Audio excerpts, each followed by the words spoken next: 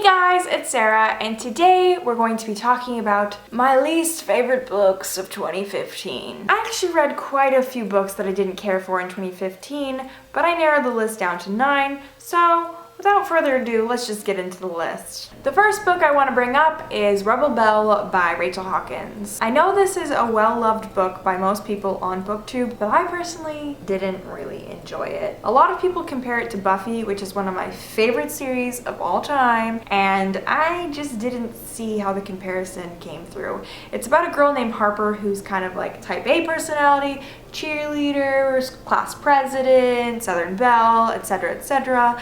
And in the beginning of the book, she's bestowed with these special ninja powers, and then her goal is to protect her sworn enemy, who is the head of the school newspaper. I found this book to be really cheesy and the writing style to be a little immature, and I kind of just expected more because the plot, it's not terrible, it sounds interesting enough, and I love love-hate relationships, but I just found this one to be very insta-lovey, and I didn't connect with it. The next book is Ruby Red by Kirsten, Gere. This book is about a girl who can time travel. I don't really remember much else. It's like a family gift. I try to block it out of my memory because I didn't like this book. I was also very confused because everyone else on Goodreads gave it like 5 stars, like a lot of popular booktubers, and then I read it and I was just thoroughly confused because I didn't like the writing style, I didn't like the characters, I thought the plot had a lot of holes in it, it wasn't done very well. The next book I want to talk about is The Elite by Gere. America Singer is possibly one of the most frustrating female lead characters. I could not with her. She spent the whole book just trying to figure out who should be her boyfriend when there were so many bigger issues at hand. I didn't like some of the plot lines with like Prince Maxon and stuff. Some random crazy stuff was added on to like make him a more like serious character. I don't really know. So it's safe to say that I never moved on to the one, which is the 3rd book in the trilogy, and I don't think I ever will, and I don't think I'll be reading any of the spin-off books about that child, Edelyn, or whatever. Then we have A Great and Terrible Beauty by Libba Bray. See, this is how you know I'm an honest booktuber, because The Diviners by Libba Bray was my #1 favorite book of 2015, and now I am honestly saying that one of her books was one of my least favorite books of the year. A Great and Terrible Beauty is book 1 of the Gemma Doyle trilogy, and it's a kind of like a Victorian boarding school sort of story, and it's about a girl named Gemma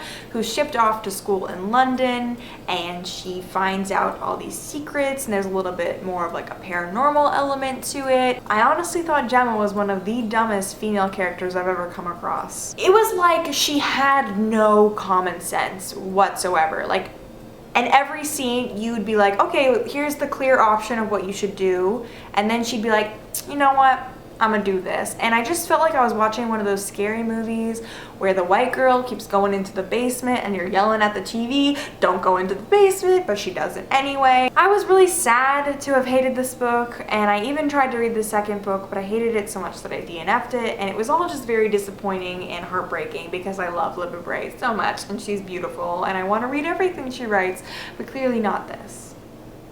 Then we have The Eternal Ones by Kirsten Miller. This is a very random book. I just picked it up at my local library, but it is about a girl named Haven who has these dreams about a past life of hers, and she's known that she was always meant to be with this man named Ethan, but she's never met him in real life, and then she figures out who Ethan is, and she wants to go find him in New York City, and blah blah blah. Honestly, I don't really remember.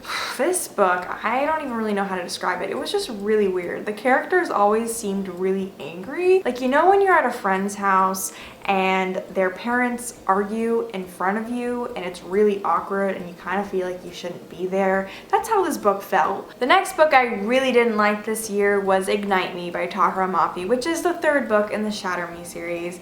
I actually will be posting my series review soon on this, so you can kind of hear more of my thoughts about why I hated Ignite Me, but let me just say that I really hated the character development.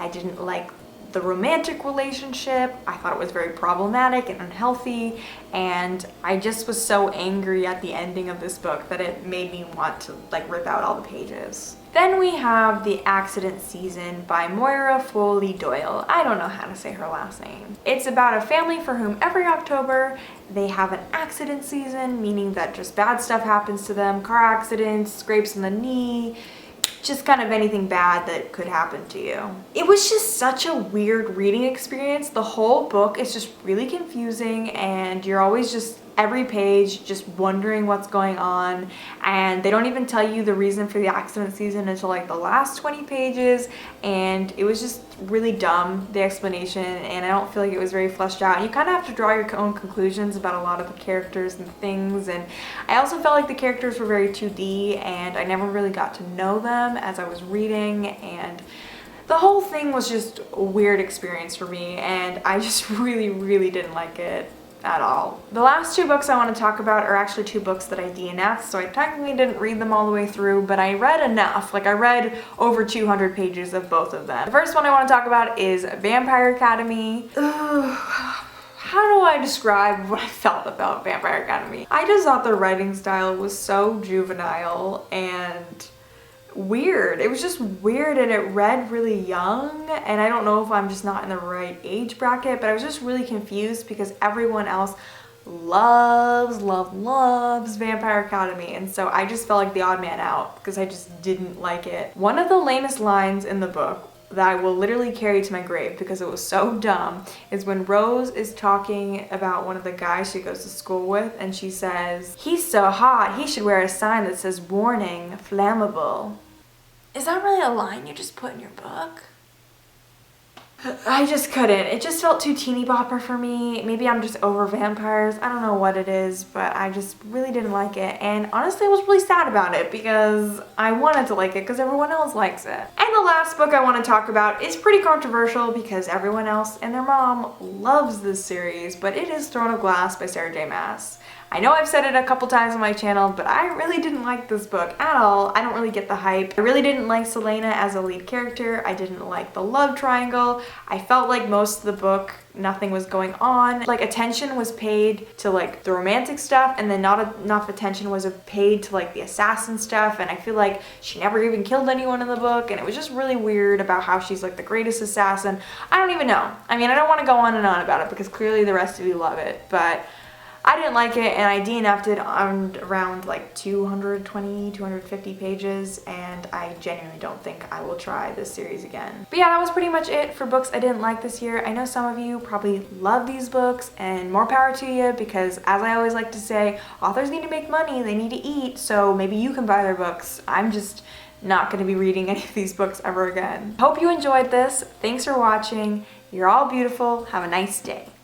My shirt says no thank you, which I thought was really fitting because I didn't like any of these books. So it was like, no thank you, I don't like these books.